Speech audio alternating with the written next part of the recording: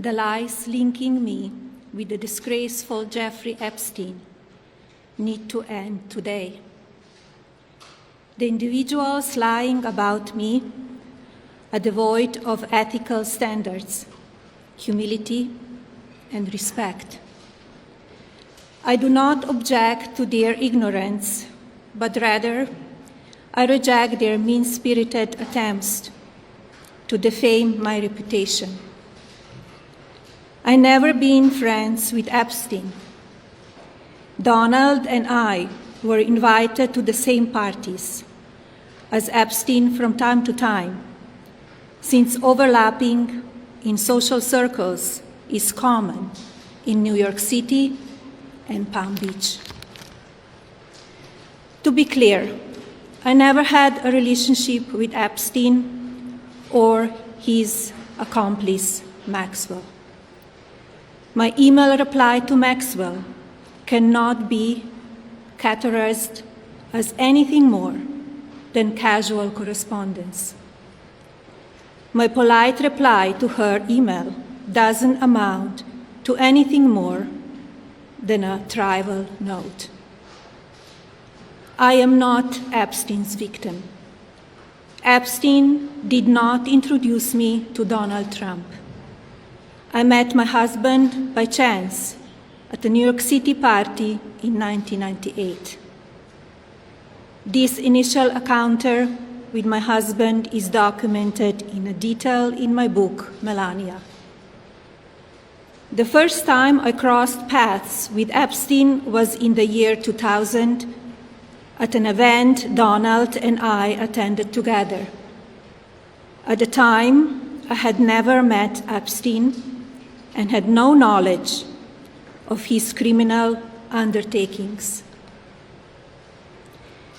Numerous fake images and statements about Epstein and me have been circulating on social media for years now. Be cautious about what you believe. These images and stories are completely false.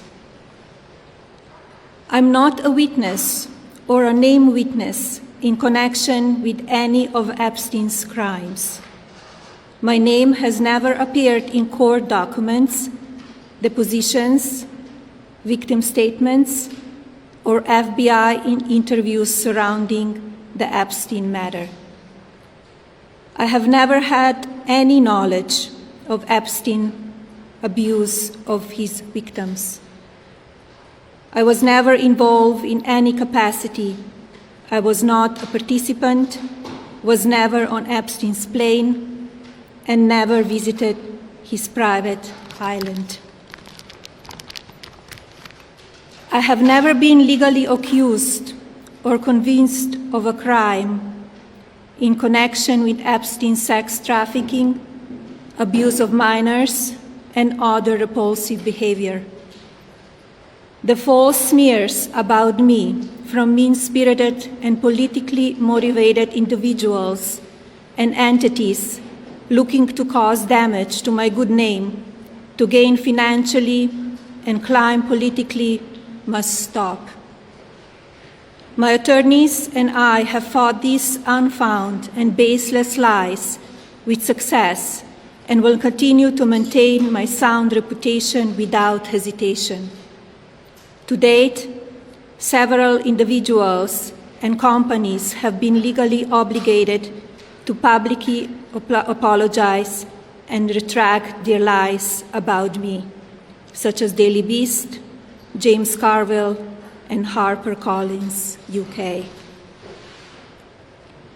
Now is the time for Congress to act. Epstein was not alone. Several prominent male executives resigned from their powerful positions after this matter became widely politicized. Of course, this doesn't amount to guilt, but we still must work openly and transparently to uncover the truth. I call on Congress to provide the women who have been victimized by Epstein with a public hearing specifically centered around the survivors. Give these victims their opportunity to testify under oath in front of Congress with the power of sworn testimony. Each and every woman should have her day to tell her story in public if she wishes, and then her testimony should be permanently entered into the congressional record. Then, and only then, we will have the truth. Thank you.